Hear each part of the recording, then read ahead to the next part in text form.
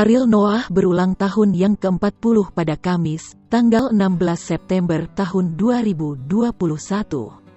Ia pun membeberkan sosok wanita yang memberi ucapan ulang tahun di pagi hari.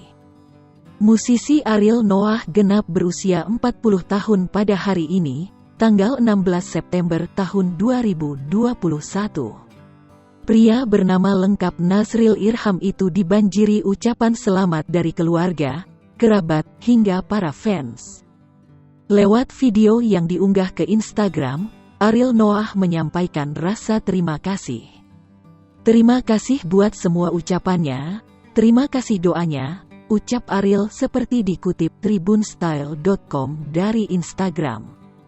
Kamis tanggal 16 September tahun 2021. Mantan kekasih Luna Maya itu mengaku terbangun pada pukul 6 pagi karena ditelepon seorang wanita. Wanita tersebut menghubungi Ariel untuk menyampaikan ucapan selamat ulang tahun. Belakangan diketahui wanita itu adalah ibunda Ariel. Terus tadi pagi ditelepon jam 6, nyokap gue telepon pagi-pagi. Bilang happy birthday, ya udah gue bangun, abis itu dia bilang, masih tidur ya? Ya udah tidur lagi, lanjutnya.